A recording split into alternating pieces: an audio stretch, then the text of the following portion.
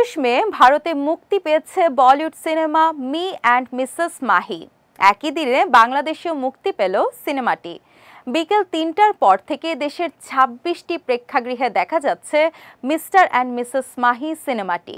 এতে প্রথমবার জুটি বেঁধে অভিনয় করেছেন রাজকুমার রাও ও জাহ্নবী কপুর।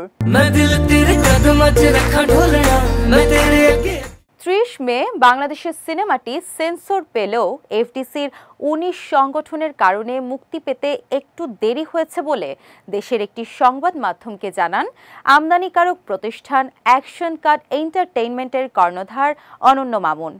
তিনি বলেন, আজ দুপুর থেকে সিনেমাটি সারা বাংলাদেশে মুক্তি পেয়েছে। ৩০ মে সেন্সর পেয়েছে সিনেমাটি। একই দিনে ভারতের সঙ্গে সিনেমাটি বাংলাদেশে চলছে। কিছু সমস্যা ছিল, সেটা কাটিয়ে দুপুর ৩টার পর থেকে সিনেমা হলে চলবে বলিউডের এই সিনেমাটি। সিনেমার গল্পে রাজকুমারকে দেখা যাবে ব্যর্থ ক্রিকেটারের চরিত্রে। পারিবারিকভাবে বিয়ের পর আবিষ্কার করে তার স্ত্রীর ক্রিকেট দক্ষতা। জাহ্নবী পেশায় চিকিৎসক হলেও ব্যাটিংয়ে পারদর্শী। স্ত্রীকে ক্রিকেটার বানানোর জন্য উঠে পড়ে নামেন রাজকুমার।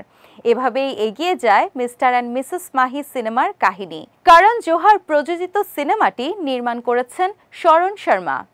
২০২৩ সাল থেকে বাংলাদেশের হলে চলছে বলিউড সিনেমা। একমাত্র ওয়ালটন এসি দিচ্ছে ১ বছরের রিপ্লেসমেন্ট গ্যারান্টি এবং কম্প্রেসরের ১০ বছরের গ্যারান্টি। বলিউড বাদশাহ শাহরুখ খানের পাঠান দিয়ে শুরু, এরপর একে একে মুক্তি পেয়েছে কিসি কা ভাই কিসি কি জান, জওয়ান, অ্যানিমেল, ডানকি ও ক্রু। এবার সেই তালিকায় যুক্ত হলো মিস্টার অ্যান্ড মিসেস মাহি।